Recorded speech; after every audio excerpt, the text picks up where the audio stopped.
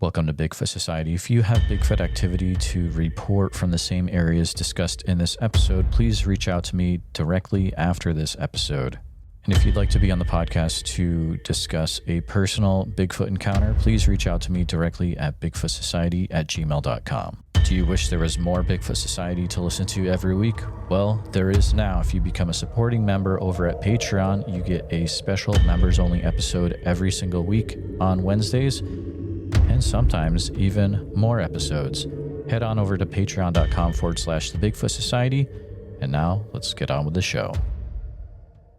All right, Bigfoot Society, we've got the privilege of talking to Mr. Tony Green today. He's an individual that is a Bigfoot researcher down there in the great state of Georgia for quite a few years. And he'll share all about that. But thank you for being on the show today, Tony. How's it going? It's going fantastic. I'm thankful for being here. I'm thankful to have you here too. And I was first introduced to you. Give my friend Miss V a shout out. I saw you over. Yeah, she's awesome. Yeah, she's great. Saw you over on her show. So I'll make sure I have a link to that in the show notes for sure. But Tony, if you wouldn't mind, we're going to start out with the probably basic one that, all the researchers here is, what was it that first got you into the Bigfoot world to begin with? Well, what got me into the Bigfoot world is different from what got me into Bigfoot, period. Ever since I was a child, I was into Bigfoot, Loch Ness monsters, mysteries, and stuff like that. I used to watch In Search Of as a kid with my dad and my mom and them. I used to watch, there was a Saturday morning kids show called Bigfoot and Wild Boy. They used to come on every Saturday morning. It was part of the Sid Marty Krofft Super Show. So I was watching it there. One of the first two Bigfoot movies that I ever watched. And like I said, I was a kid. We're talking anywhere between 5 to 10 years old. I watched Legend of Boggy Creek, of course, and The Creature from Black Lake. So, I've tried to watch that every time it came on television. So I was always into Bigfoot. I never thought that I would go researching for it or nothing like that. But it just was something that I've always believed in. From a child, it never was a mystery to me. I never felt it to be like mysterious or something like that. Because, to me, it was just another ape that just hasn't been discovered or documented yet, but it was out there, and to me at that age, Bigfoot was as normal as a bear or something, a grizzly bear or something. So, but what got me into the Bigfoot world happened, this is back in 89. I was working at a convenience store and I worked third shift. And back then, you didn't have too many people that would be out that time of night back then. Everything was pretty much shut down except for your police officers and us teenagers that was out and about. But I worked third shift in this convenience store. So I would have a couple of friends that would come by and hang out. And, we'd be talking about ghosts, Bigfoot, Loch Ness monster, UFOs, and just anything kind of creepy. It was mainly ghosts, but Bigfoot would every now and again trickle in. And one of my friends knew a guy whose name is Jan Allen. He has since passed away, and his brother. And he asked if he can bring them up, to the store because they had a Bigfoot research team. I was like, well, yeah, that'd be interesting. So, they come up there. And, we talked, and over time, they would come up every time I was working and just tell us different, stories and how their research team got, together and stuff they were doing. And they asked me to go. And I was like, no, I don't need to do that. I said, I believe they exist. I'm not trying to prove anything. I ain't got to prove nothing. To me, I asked the question, why would they not exist? So over time, I would go down to his house and he would show me different videos and tapes and newspaper clippings and stuff. And that got me kind of interested. And I said, okay, so if one of my buddies, if he goes, I'll go. It was a deal like that. So they had a trip planned for October of that year. And I wound up going. My other buddy never did go. And I've been doing it ever since. And that's how I got started. That's what kicked it off. Wow. Was it one of those things where on your first trip, you just got hooked after actually getting out there then? No. All right. So on my first trip, I think it was the second night, I got charged by a mountain lion. That was interesting. But it was the third day. Like I said, I've always believed in Bigfoot. It was never a thing of mystery to me. I just knew that I knew that there was a bipedal walking primate in the woods. When I saw my first print, like up close, first footprint, that's when everything sank in. Like the belief became a reality to me. The reaction most people have if they see one, that was the reaction I had when I saw the print. And, ever since then, that's, you couldn't tell me there's not. That's what I would say grabbed me into the research field, was seeing my first print. I agree with you. It's like the way you put that is just, it's so great. You transfer over from belief to reality. I think that's how you said it, right? And it's a perfect way to say it, man, because then it's like, oh, they're out there and I know where they are. So I want to go out again and see if I can get a little bit more evidence. Like, what's stopping me from going out there again? I know where they are. I mean, it totally changes the way you view things. It's wild. Those were the first steps into, researching, not just looking stuff up, not just knowing that I know, but I'm going to these mountains and look, type thing. Now, you'd mentioned that you'd also been charged by a mountain lion or a cougar as well. Did you actually see it then? No, I didn't see it. I heard it coming. And all right, so this was, like I said, this was at night. And we were going out. We were on this fire road. And we were probably a good 100, 200 yards outside of base camp. And at the time, I didn't have a gun. But there were two others. There was a guy that was probably 50 feet in front of me and another guy 50 feet behind me. And they had their guns. And we were walking up the fire road, keeping the same distance. And I just heard, duck.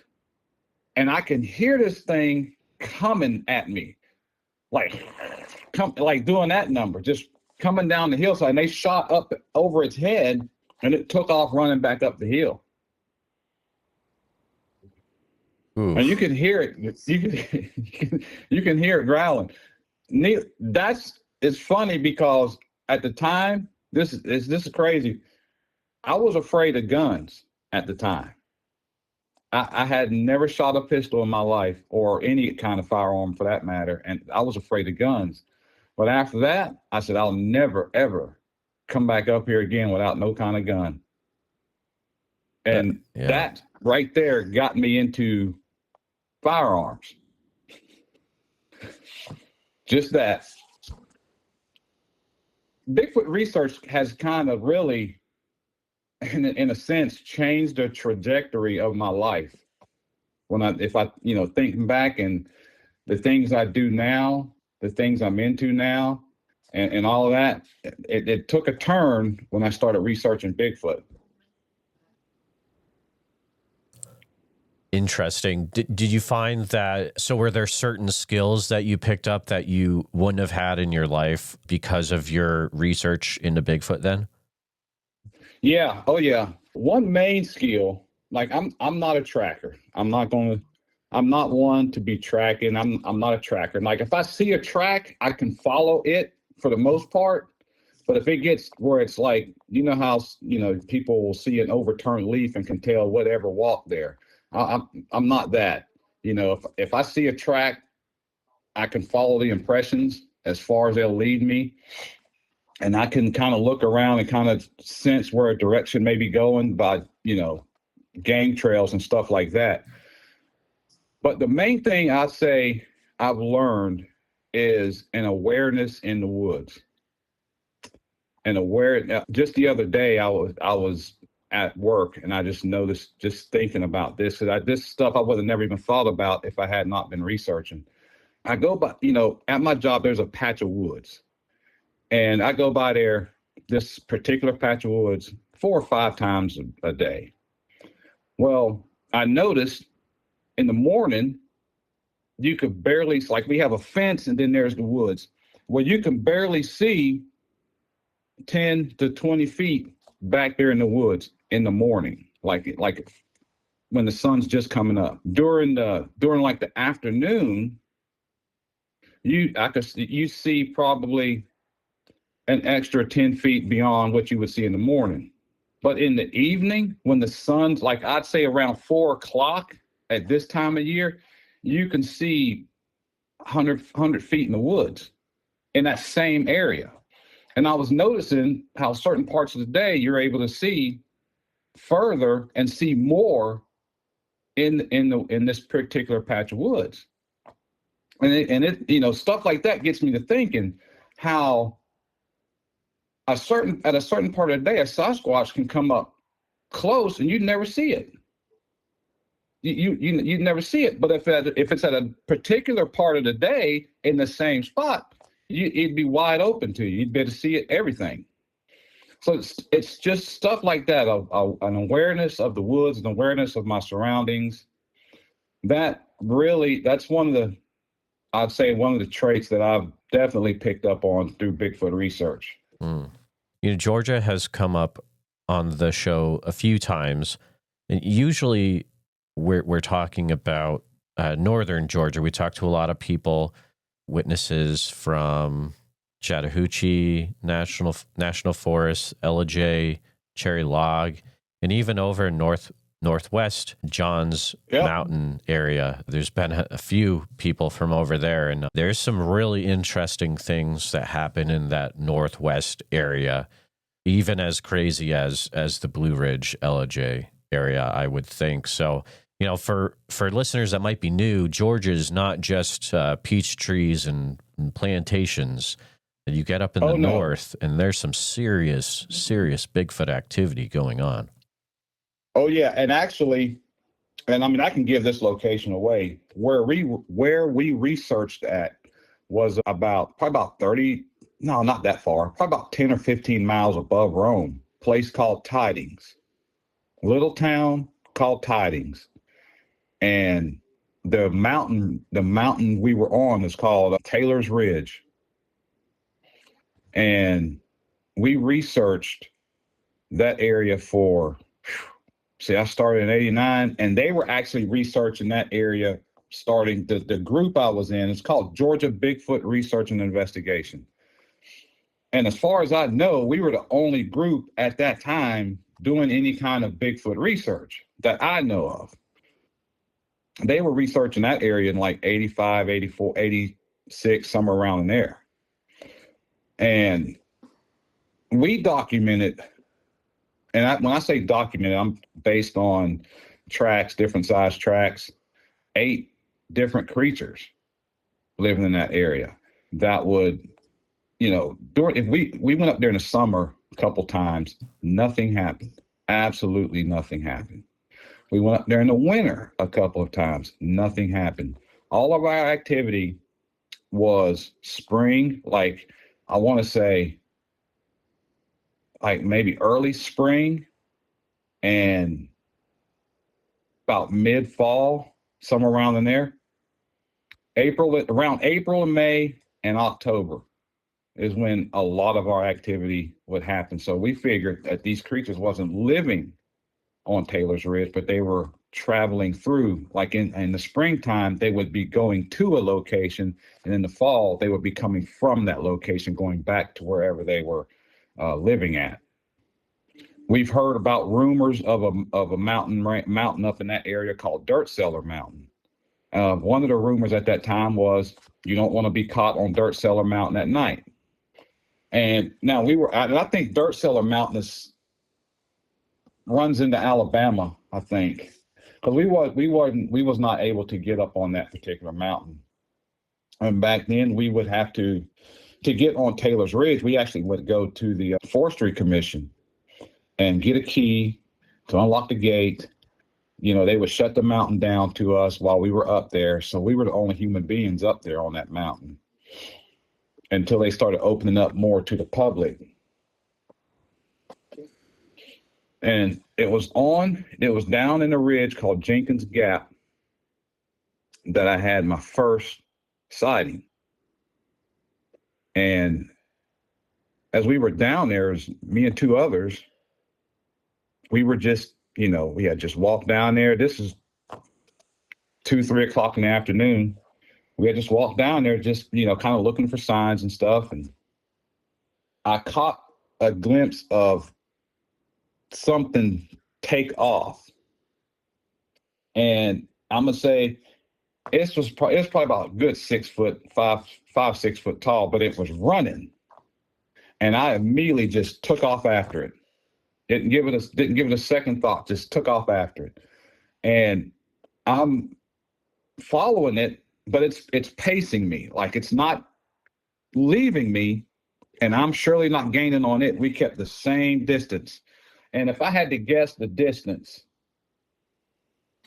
I'm going to say it was probably 50 yards ahead of me when I seen it running. And I was watching it go through trees, and I was just keeping up with it. I couldn't tell you what happened to the other two. The only thing I had with me at that time was a single shot shotgun with bird shot, and I had one round. And I couldn't tell you how long we ran, but we ran, and then I didn't see it no more. And when I didn't see it no more, I stopped. And when I stopped, the other two, whoever that was with me, they were not there no more. They either went back to camp or just stopped running. And I didn't know. They wasn't there. I was by myself down there. And it was definitely quiet. Now, like I said, this is 2-3 o'clock in the afternoon. There was no birds chirping. There is nothing, no crickets cricking. There is no wind blowing. It is definitely quiet. And I just, when I stopped, I said, and I hollered this out loud. I said, listen, I'm not running no more, and I'm not running back to camp. So if you want to follow me, you can, but I'm going to walk back to camp. I'm not running. So there you go. And I backed up, turned, and I walked back to camp. And you can hear them every so often. They were pacing me, and I say I'm figuring there's probably 3 because I was probably chasing a juvenile, and I got about good 100 yards outside of base camp, and they stopped. And I'm thinking they probably figure this dude done lost his mind. And we're just going to help him get back to camp and leave him alone. That's what I figured they were thinking. So they didn't do nothing crazy, and every time we were up there, these things there was nothing threatening about them whatsoever. It's very interesting because you did run after it, and that's not a normal thing you hear in accounts like this. But what was your motivation behind just taking off after it and seeing if you could catch it? Okay, so that happened. Like I said, my first trip was in '89. This was probably '92 or '93. When we would go up there, these things would circle the camp. I mean, it was a normal occurrence from the circle the camp, and we would go out after them. When we would go out, we'd hear them coming. They'd circle the camp. We would go out, and we were trying to see one up close. Pretty sure we walked past them a few times. We would go out.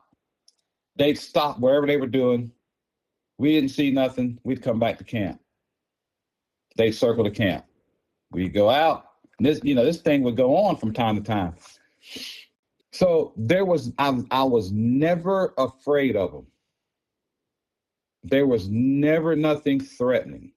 Like, for example, I've never personally heard one in person scream or holler. The only audible that I've heard is a grunt here or there. That's it. So they didn't put out any fearful vibes. So, and to me, I never felt threatened by them. So when I saw it running, it was just instinct, just take off after it. I've never had a fear of them. And that was the one. Then I guess 5 or 6 years after that, me, my father, my ex-father-in-law, ex-wife, and my son at the time, he was a baby, we went up just camping out. Because there's areas up there that you can just camp, and it's just, we're not doing no research. We just nice area to camp. And we were camping out, and we were getting loud. So the women wanted to go to bed. So me and my father-in-law decided we were going to walk down to the creek and just hang out down there. And how this place was, you had like a little trail, creek ran along the trail. And as you got to go down onto the creek, there was a little bend that would, you just kind of walk down and you're in the water. So as we were walking down this little trail, as we were going to the bend, this thing steps out. And it didn't step out into the clear, but it stepped to the edge of the brush. It was like it didn't hear us coming. We didn't hear it, and we startled each other and just stopped. And you can see its eye shine was like reflecting off of the camp light, and it started, doing its bobbing and weaving and like just rocking back and forth deal. And my father-in-law, he didn't necessarily see it at first. And I hit him. I was like, "What is that?" Because I was pointing up. This thing, this is probably 8 feet tall at least. I'm pointing up, looking at it, and he's looking eye level. When he finally looks up and sees the eye shine, he started to draw his gun. I stopped him from drawing his gun because he was going to shoot it. I was like, "No, don't do that." So we stood there. It looked at us. We looked at it. It gave a grunt and turned, and it sounded like elephants going through the brush at that point. It was like it didn't even care anymore. It just, and he's like, "Well." So of course, the next day we get up, we look at see the print, see where it went through the brush. And that thing had it was a 14 and a half inch track, I believe. It's a good sizable track for sure. Oh yeah. I always find it interesting how areas are first found. Is there a story behind how the original researcher that found that this Jenkins Gap was a area with Bigfoot in it? Is there an interesting story behind how this area was found to begin with? Yes. So you remember the tabloid, The Sun? Yeah. That tabloid paper, The Sun? Sure. Okay. So actually, this guy, I can't think of his name, but he went up on Taylor's Ridge, and basically him and his friend were planning to go on Taylor's Ridge to pick ginseng. And the friend got sick, said, he couldn't come up right then. He'd come up later, meet him up there. So the guy goes up and he's picking ginseng. So I think they had set up a time that they were going to meet, or a time that he was possibly going to be there. So the guy's up there picking ginseng. He's and where he's picking that is in the place where I chased that creatures in Jenkins Gap. And he's picking ginseng, and he catches movement out the corner of his eye. Well, he thought it was his friend. So he hollers, "Hey, I'm over here." And so he goes back to doing what he was doing. And he said, after 30 minutes, nobody showed up. He figured from the distance that he saw the movement to where he was, it wouldn't have took no more than 10 minutes or so. So after a little while longer, he said the hairs on the back of his neck stood up. And when he looked up, this thing was standing there looking at him. He said, and this is from this story, he couldn't run. His legs were locked. He couldn't move. He said the thing stood there, looked at him for a minute, like blew, turned, and walked up the ravine. And he said the thing walked with a limp. It looked like it had been injured. And it walked like dragging its foot up the ravine. And he said when it got out of sight, he took off. He called the sheriff's department. The sheriff's department called the Forestry Commission. And I think, I don't know how it got in that Sun newspaper, but the team I was in, they called the Sun, which got them in touch with the guy and the sheriff's department. And that's how we got up there. And back then it was known that there were creatures in that area. It was known by the Georgia Forestry Commission that there were creatures in that area. They had been seen in the cemeteries. They had been seen like rummaging through trash and all that. That is quite a statement to put out there. Are there interactions you had that made you think that, yes, the forestry department is aware of those creatures being out there? Well, for one, now this is, like I said, this is back late 80s, early 90s. Right. For one, they knew we were a Bigfoot research team. We had to go through the Georgia Forestry Commission to get up there. They would ask, what have we found? What did we see? Did we capture anything? They knew us by name, and I don't want to disclose the gentleman's name that we knew by name, but we knew him by name. And he would come up sometime and talk with us about various other incidents in that area. Now, it's not like that now, of course, but they know that. Well, they may still know. I would say that I don't think they ever don't know, but I believe they do know, just not. They don't want a whole bunch of people up there on that hill, looking for this thing. Oh yeah, I mean that totally makes sense. Now, when you say it's not like that now, are you saying this area does not have a lot of Bigfoot in it now, or your interaction with the forestry department is not like that now? The interaction with the forestry department is not like that now. Got it. Back then it was pretty much like a buddy system. Like when we first got up there, like they already had this relationship established when I came on board with the team. And it was when we would decide we were going to go, we would literally call the Georgia Forestry Commission, ask for a particular person. This person would then let us know the best possible time, have us. We would then go up there, pick up the key to the gate to that mountain, and they would close off the mountain after we got there. And so we would be the only humans up there on that mountain researching. Oh my goodness. Any evidence that we found, we would let this particular individual know. And he was not like a government official that would take it and hide it. He was literally on our side and interested in the topic. That is so unique. Man, I would wager that individual, if he's still around, is probably retired by now.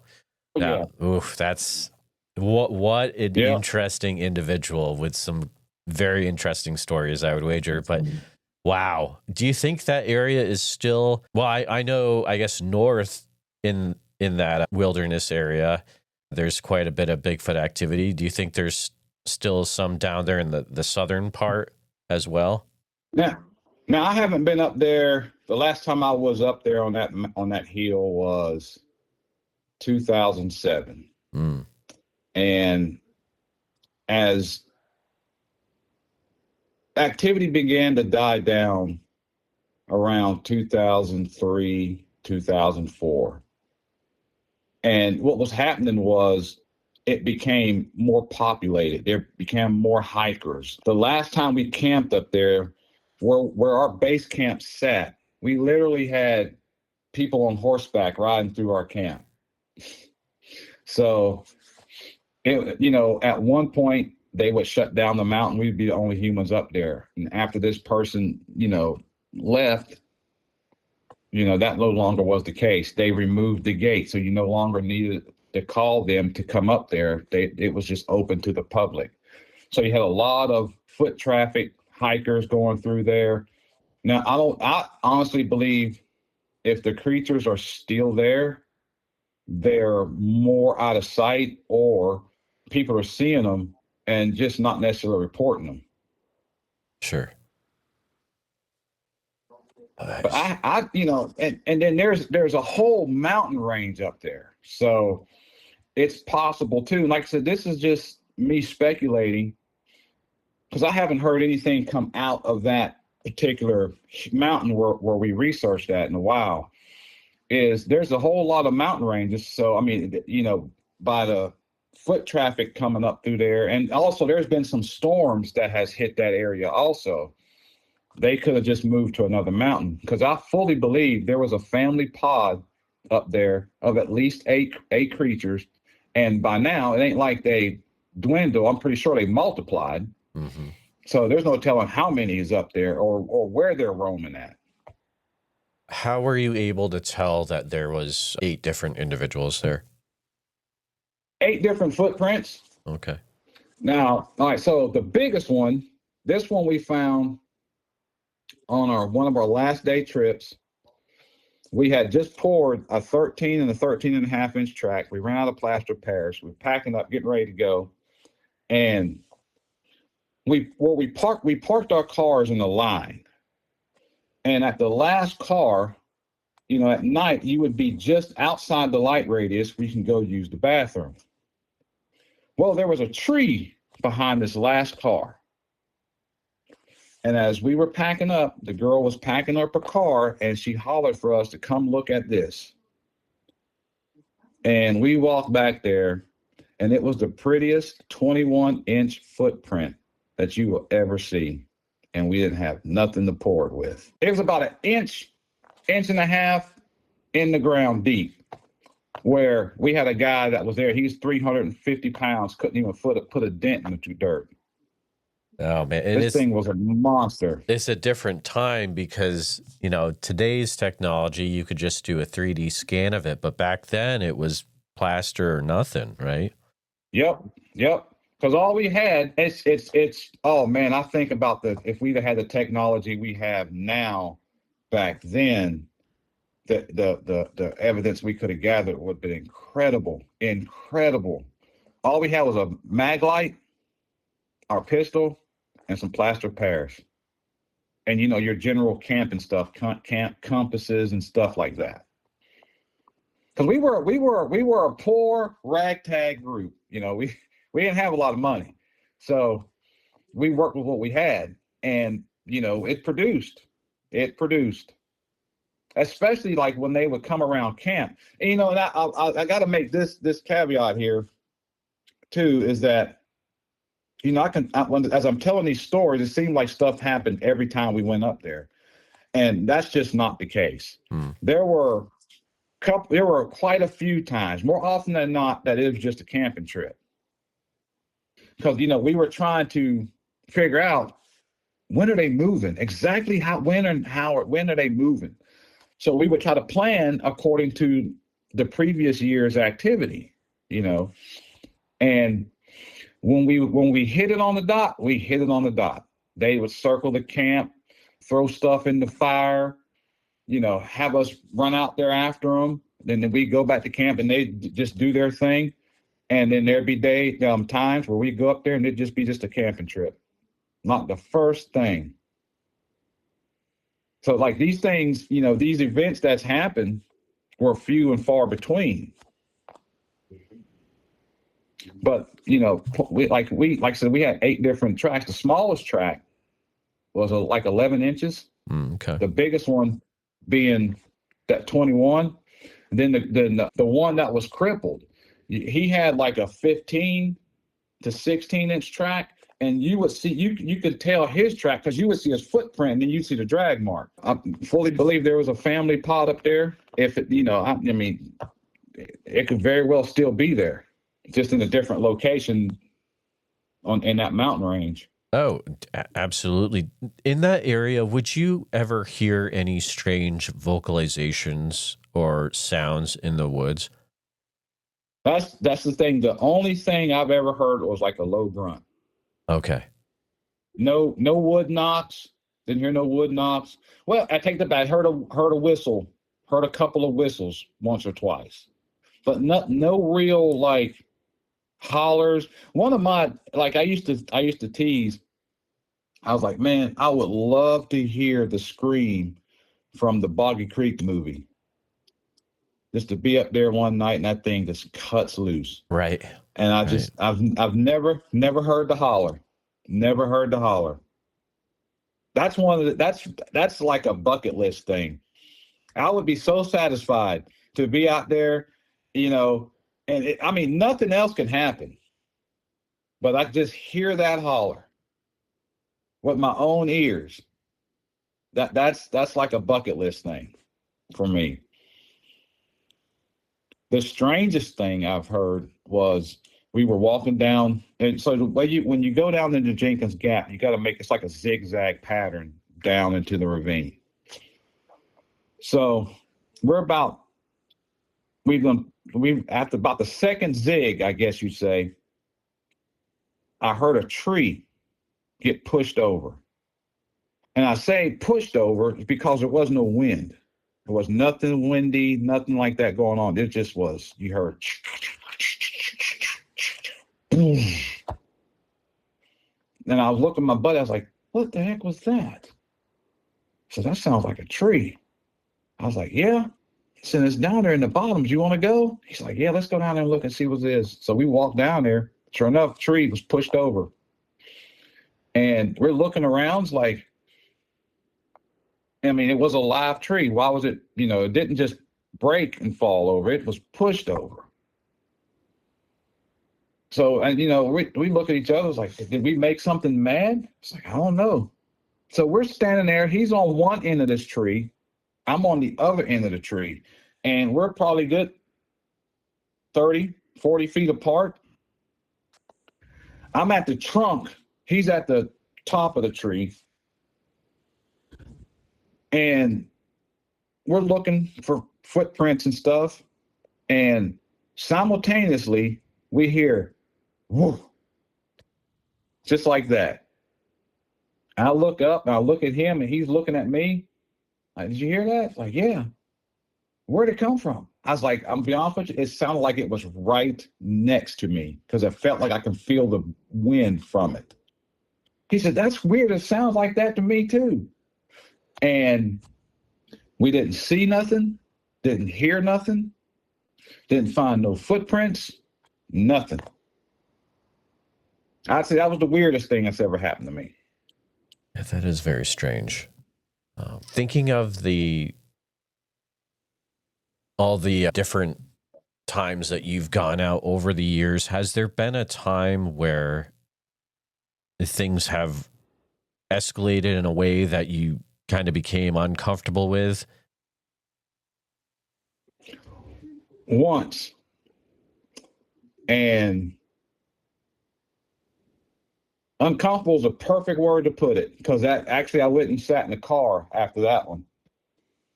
Same location, but we were at the area where it walked out with me and my ex-father-in-law. We were camping at that area right there. Actually, we were camping down on the creek at this particular time, close to it rather. And I was a Saturday morning. Everybody got up and they went back into town to pick up some supplies. So I stayed in camp because I just wanted to take a quick wash off and everything. So I'm in my tent and I got my clothes off, got my little pot of water, and I'm soaping up. And I hear, whoo. And at first, I'm thinking it's an owl. But it's 11 o'clock in the morning. Owls out 11 o'clock in the morning. So I'm going, I was like, well, I'm still in my mind thinking this is an owl. So I continue to soap up, and then I hear it again, but from a different location. And I was like, man, come on, you got to be kidding me. This is not happening right now. And just as quick as I got that thought out, I heard it again from another location. And I was like, oh, no. So I hurry up and wiped off real quick, and I stopped and listening, and they were whoo, and it was closing in on me. And I got dressed and went and sat in the car. I said, not today. But I didn't see nothing. I didn't see anything. Just heard the hooting. That's the most uncomfortable I've ever been. Yeah, I'd not be a fan of that either. I'd be like, yeah, I don't know, guys. Like, yeah, how close were they getting, Tony? I don't know. And I said I haven't heard the vocalizations, but thinking about it, I've heard some. I couldn't tell you because I was just, I just know it was closing in. At the first one I heard was like it was a good distance away. That's what made me. I was thinking it was an owl, but it's 11 o'clock in the morning, and as time went on, and I say this probably went on for 15 minutes. Because they was not gone 3 minutes before the first hoot went out. And what I'm thinking is either they didn't know, because I was in the tent. So I don't think they knew I was even there. I think they were coming to check the camp out till they see me bolt out the tent and get in the car. Then they were like, wait a minute. Whoops. And they never showed themselves. I don't know what I would have done if I'd have saw 3 or 4 of them creatures just walk up in the camp. I don't know what I would have done. Man, that kind of thing, it's like your view of the world is going to change a little bit. It's yeah. Yeah. I've not had a visual yet myself, but I mean, I've heard vocals that have sent me from, well, it was the vocalizations that sent me from belief to realization, pretty much, right. And it was just like, oh my goodness. So you've mentioned how you did have some visuals in the past. Is that the main time when you were able to have a visual of one, or were there any other events as well where you've had a visual of something? See, I had lately all right, so for a while I had got out of Bigfoot research. Sure. And it ain't that I didn't believe or watch certain things or look things up. I kind of just, life, trying to get life together and stuff like that.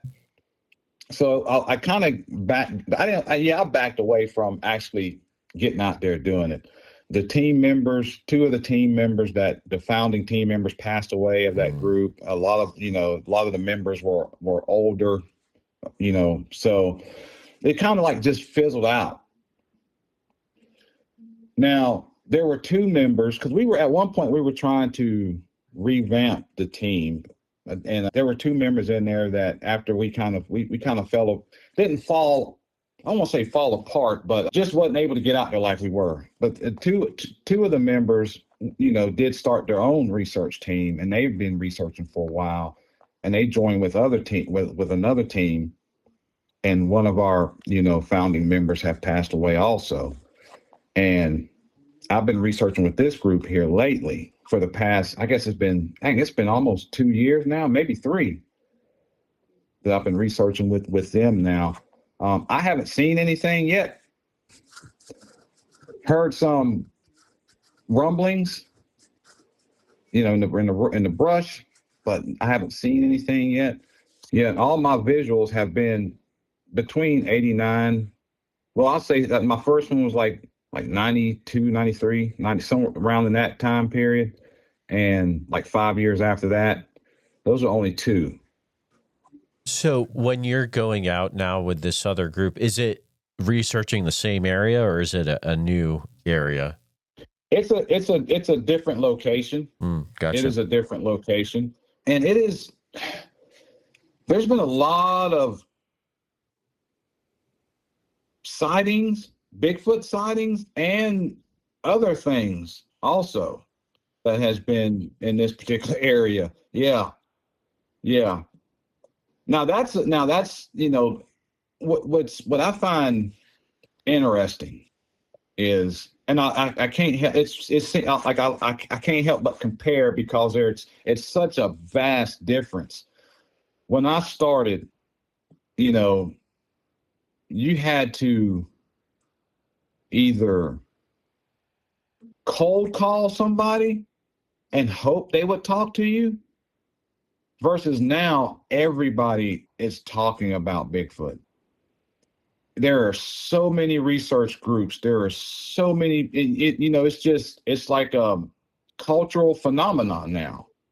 I mean, you got Bigfoot everywhere, and that is so strange to me.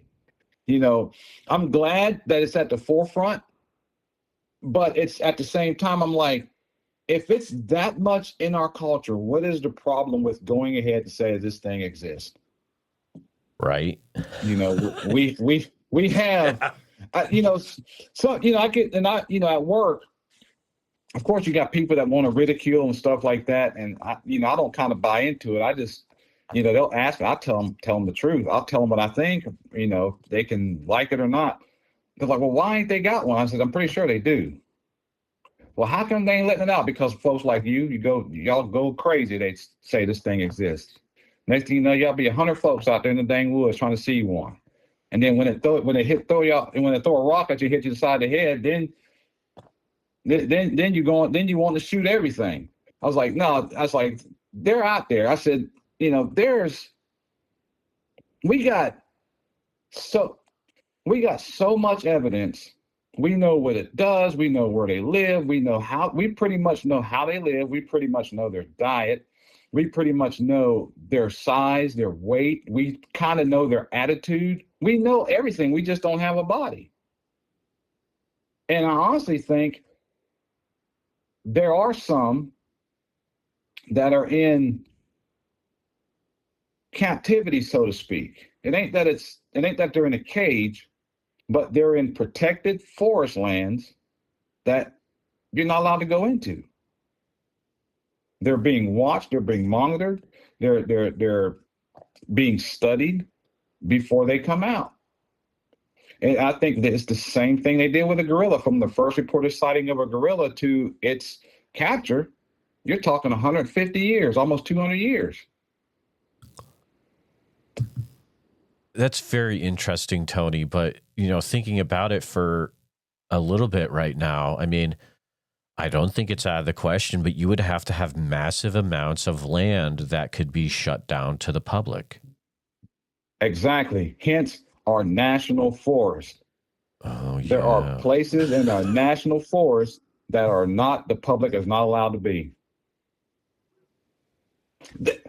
Not even that. How about this? In Washington State and Oregon, they got Bigfoot crossing signs. Oh, true. Oh, yeah. They do. It's in the culture out there.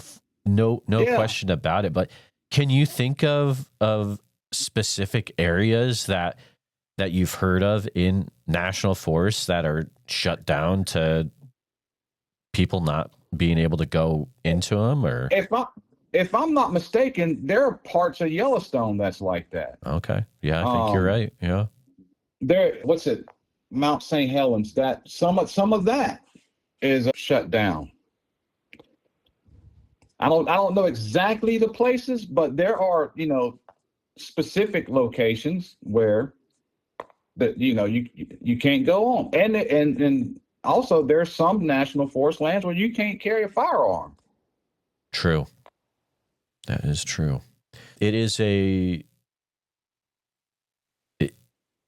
very interesting thought, and I'd be interested to see where people could take that. Maybe they have examples of their very own of places in different national forests that they could put maybe in the comments on YouTube. Who knows? But I also, man, so it's going to air in 2025, of course. I think that pretty soon we're probably going to get a whole ton of information on stuff in the sky. We'll leave it at that. My personal Bigfoot podcaster hat on is, I think if we're going to get stuff in the sky soon, the chances of us getting stuff on the ground by the end of this year is so high.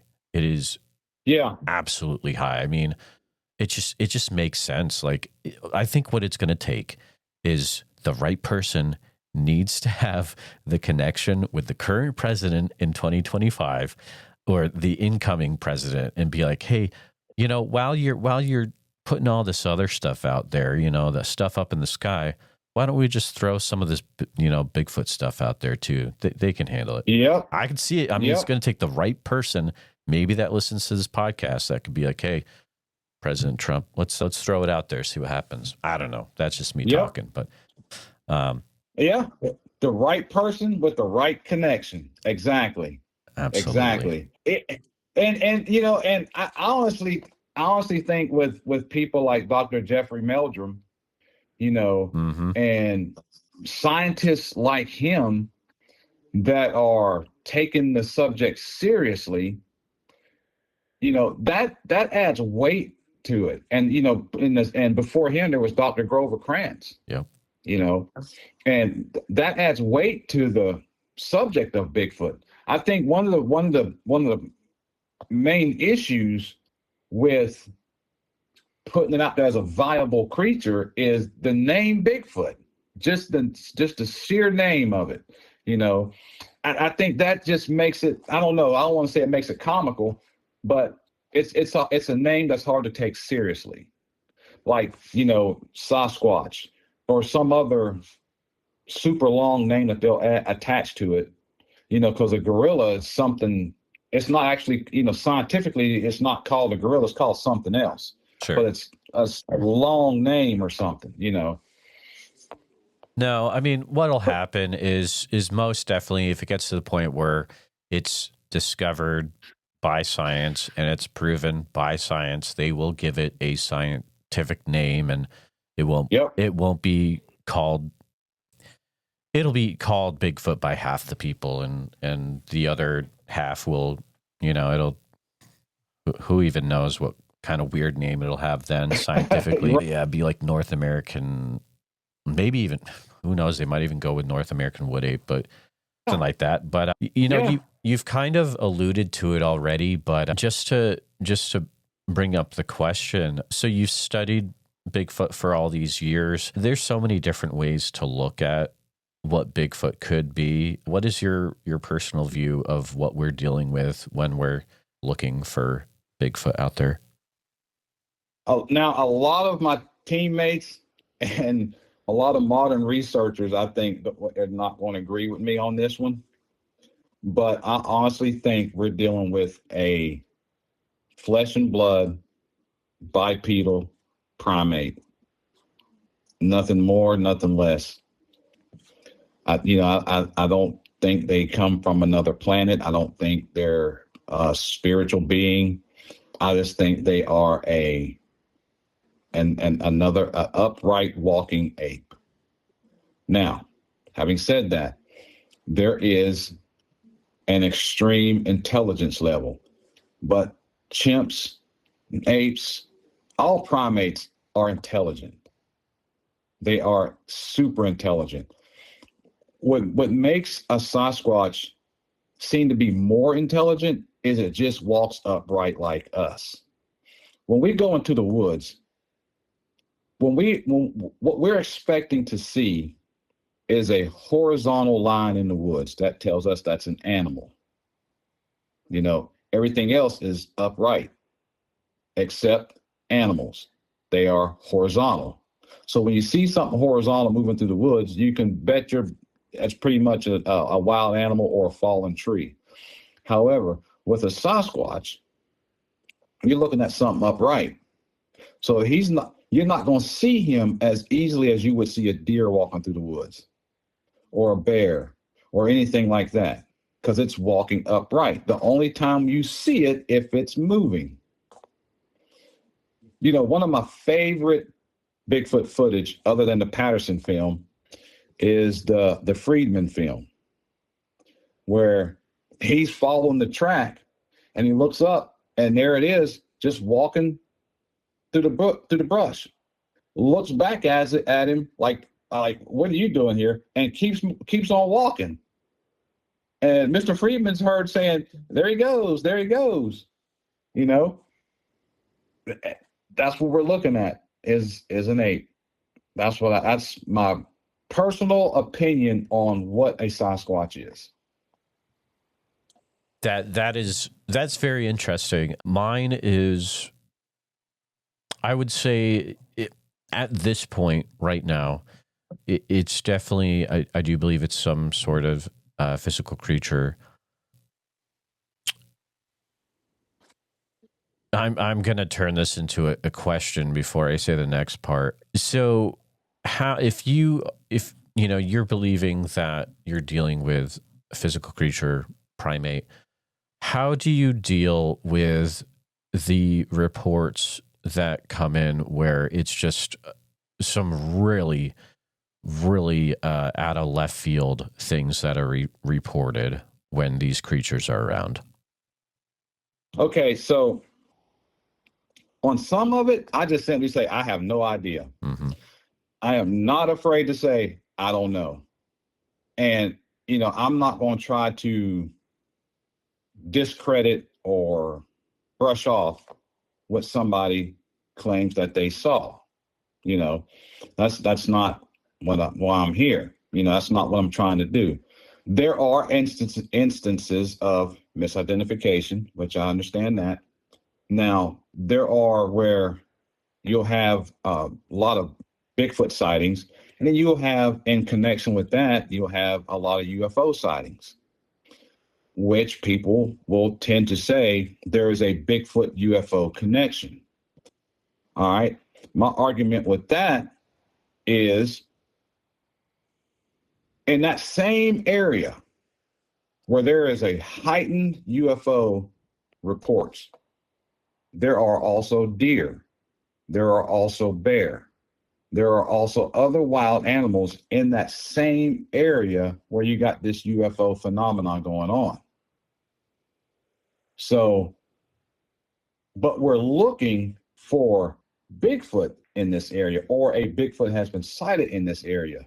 Does that mean that there's a connection between Bigfoot and the UFO? And if we can deduce that there's a connection between Bigfoot and the UFO, then couldn't we also deduce that there is a deer UFO connection also? You follow what I'm saying? I get you. Sure. Yeah. Where there are UFO sightings at, a lot of them, there is also wild animals there.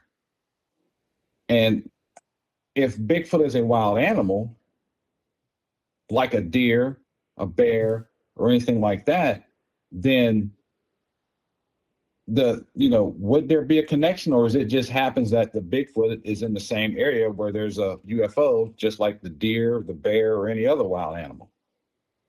Hmm. That's interesting to think about for sure. Because there's you got, like, for example, Gettysburg, right? The ghost of Gettysburg and that battlefield and all that. You see all these paranormal things going on, but there's deer there also. There's other wild animals there, and these things are going to happen whether the animal's there or not. That'd be the same thing with if a Bigfoot was in the area. Yeah, there's paranormal activity going on there, but these things would happen if Bigfoot is there or not. We just so happen to be researching Bigfoot in the area where there's paranormal going on. Sure. You had mentioned something earlier where, and I'm not sure if I heard it correctly, but it almost sounded like you were talking about one of the areas that you were researching not only had Bigfoot, but maybe other creatures as well being seen. Yeah, where we're currently researching, there's been some paranormal activity going on. Reports of a dogman thing. Okay. Something like that. Other cryptids like Bigfoot, ghost, UFO sightings, orbs, high strange stuff like that. Which, me personally, I think a lot of that is spiritual stuff. And I like to say, for me, I take a biblical approach to a lot of this stuff. I think a lot of the paranormal, the orbs, UFOs, these varying cryptids, I think that, come from a spiritual aspect. Yeah, I mean, absolutely. I mean, as in the days of Noah, right? I mean, weird stuff is going to start to come out, and I don't think it's going to get any less crazy the further we go out. I think it's going to be, it's going to come out more. I like to put it this way. The devil used to hide his ways. Mm-hmm. Now it's open. See, he's just doing stuff, and because it's accepted now. It's people are more accepting, and what I mean by acceptance is they're open to it. They believe it. They see it. Versus before, it would be taboo to talk about something like that. It'd be, it would be shut down immediately. Right. Versus now, people are, that could be it. That can exist. That can happen. So it's open. And what I think this is, is you have,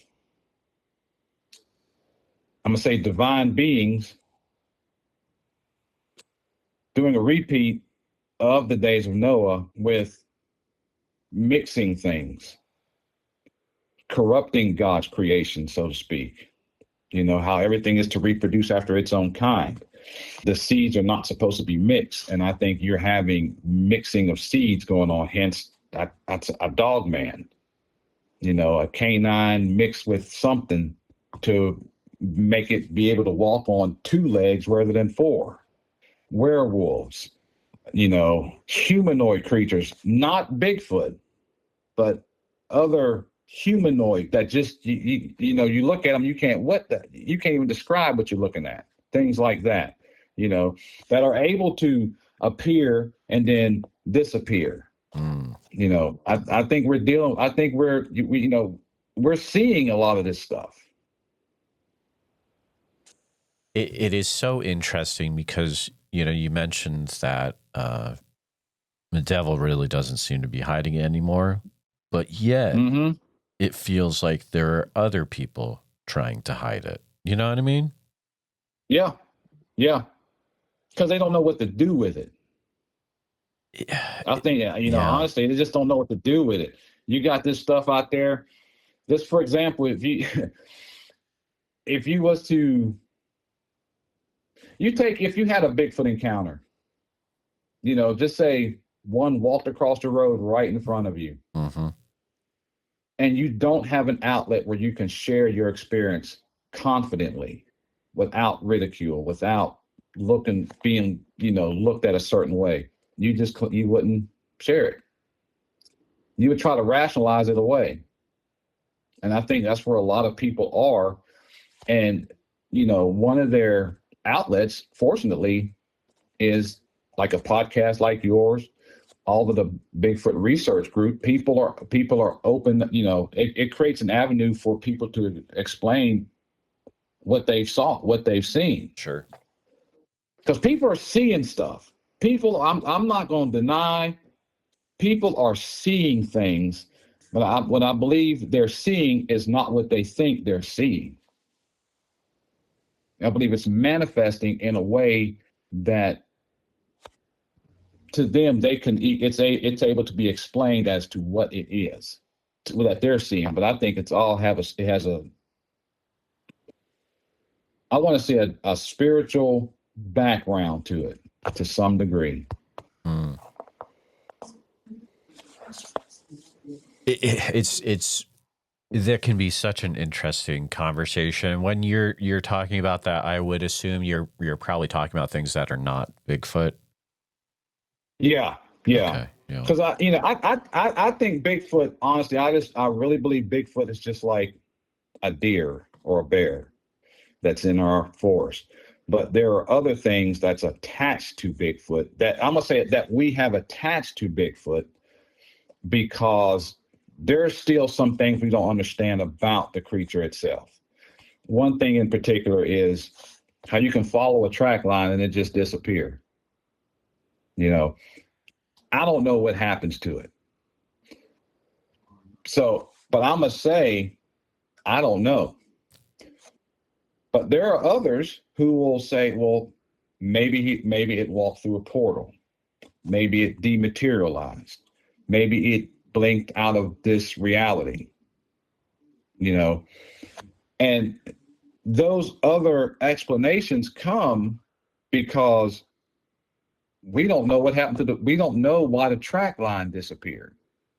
Did it go down on all fours and begin to walk? Did it climb up a tree? Did it, so there are still certain mysteries about Bigfoot that we have yet to grab a hold of or grasp. So a lot of other things, I think, get attached to Bigfoot because of those mysteries that we don't have the understanding of yet. Oh yeah, I mean, absolutely, and I think that's part of the allure of it. But I mean, I'm thinking just to my own experience. I mean, in Oregon this summer, I was sitting in a chair in an area that was extremely active for about like 5 minutes. I couldn't move out of the chair. That was very strange. Wow. Yeah, and I don't know. Maybe that was some infrasound, but there's so many questions. There's the whole infrasound thing. There's people that claim that they get telepathic communications, or people that start to have weird things happen at home after they've been in an area that is active, or they've had a sighting. They start to have paranormal type things happen at home. Like, what is the connection there? It's very interesting. And I'll tell you, I don't have an answer for it on that. I don't know. And like that, now that infrasound, I find that very interesting because Bigfoot ain't the only creature that has infrasound. Right. Tigers have infrasound, and they're purposeful with it. Like, if I'm sure you've heard your cat purr, right? Mm-hmm. That same purr coming from a tiger produces an infrasound because it's so deep and low. Elephants have infrasound. Any large mammal or an animal that has a large lung capacity will produce infrasound. Sometimes, some animals use it intentionally, like when the lion roars and it freezes things in the woods. That's infrasound. Now, I think by default, out there in Oregon, so the Sasquatch out there grow big. They grow big. In Georgia, we're dealing with, like that 21-inch track was big, but that's an anomaly, because the average sightings here, they're roughly 6 to 7, at the most 8 feet tall, and they're lanky. They probably weigh 500-600 pounds maybe. But in Oregon, I'm pretty sure they get upwards of 900 pounds. I want to say, I think the tallest one on record, this was a couple years ago, was like 13 feet tall, probably weighing 1,000 pounds. That thing's going to produce some infrasound just in breathing.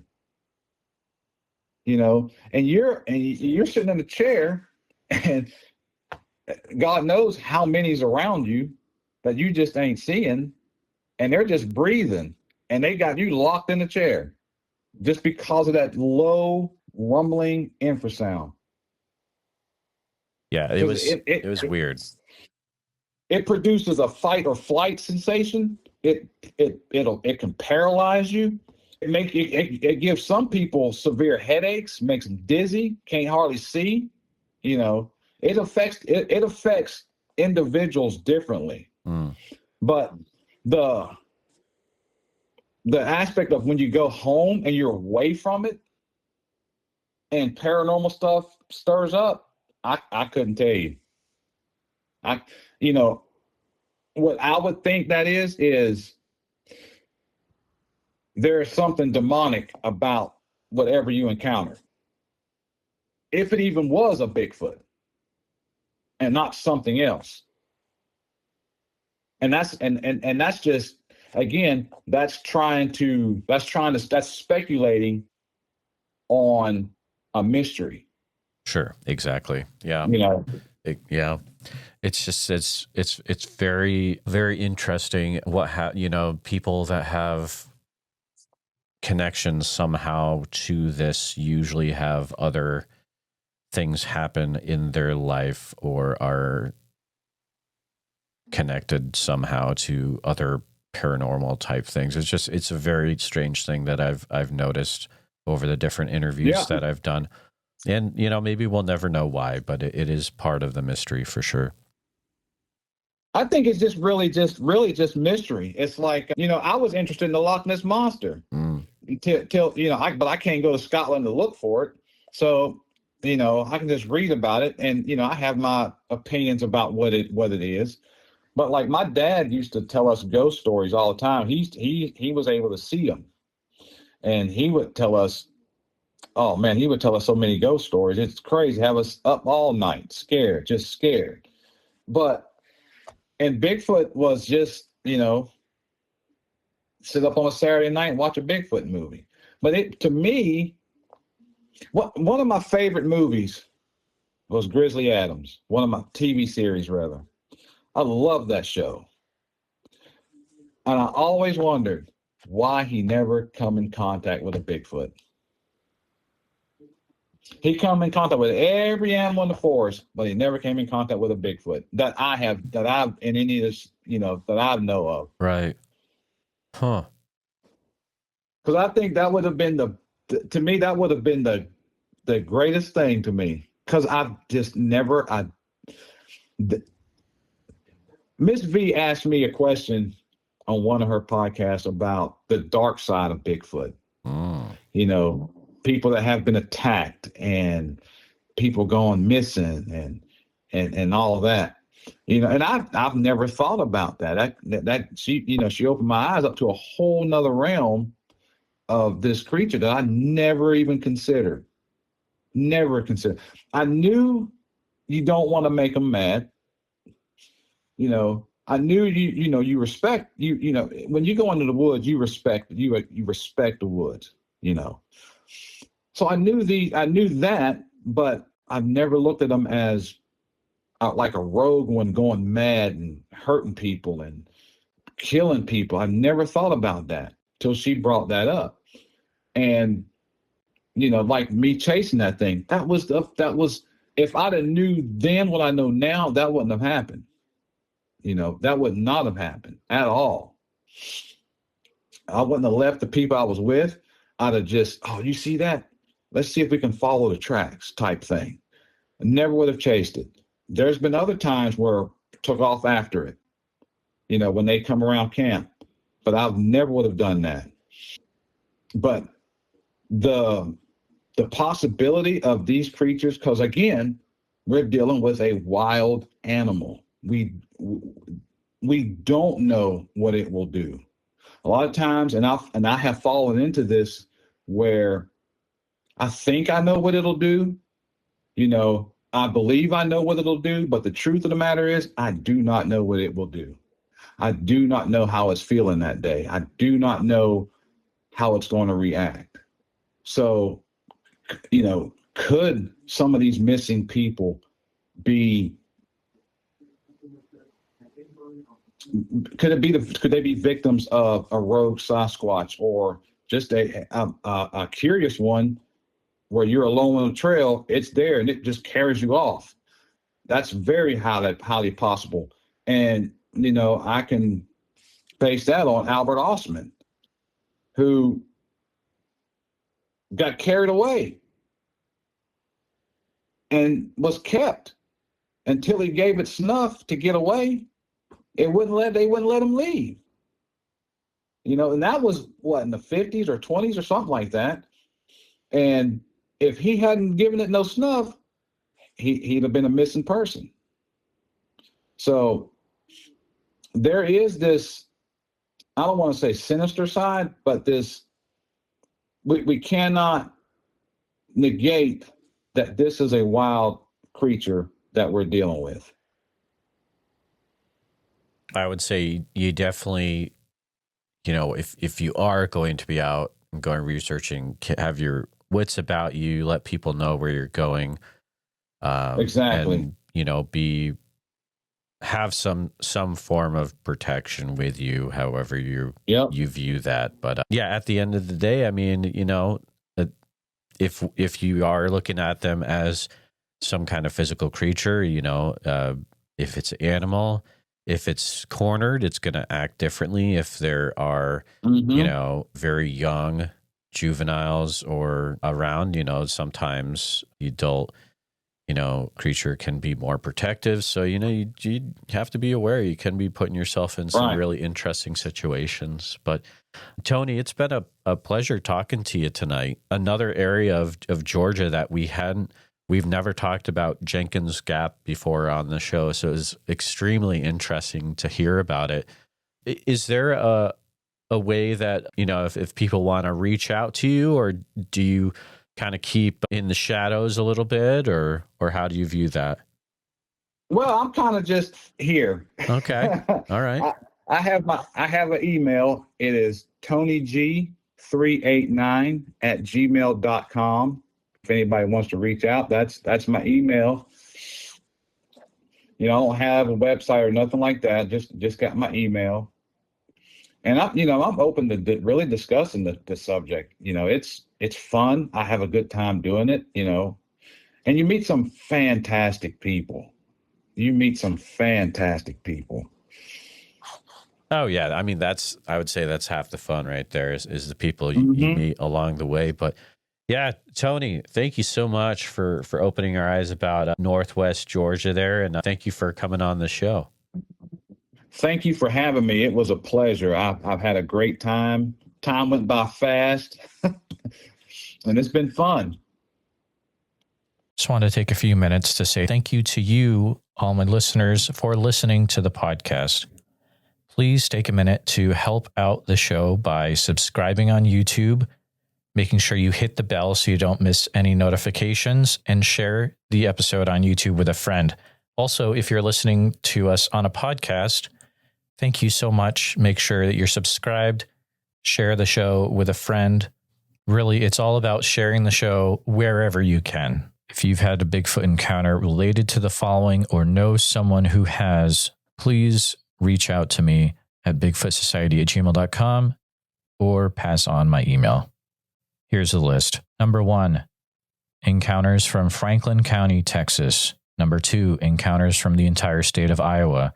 Number 3, encounters from Oak Ridge, Oregon, or the surrounding area. Number 4, any individuals that know about Bigfoot being flown off after the Mount St. Helens eruption. Number 5, individuals that have had a Bigfoot encounter while in the military.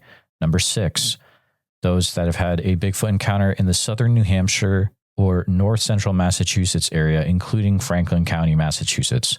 Number 7, individuals that have had a Bigfoot encounter in a Bible camp or Boy Scout camp setting. Number 8, individuals that have had Bigfoot try to enter their house forcibly while they were living inside. Number 9, individuals that have actively have a Bigfoot living on their property. And lastly, any sightings that are in the Ouachita National Forest area of Oklahoma or Arkansas. A special thank you to all the Bigfoot Society Patreon and YouTube channel members. It's your support that helps keep the show going, and I extremely appreciate it.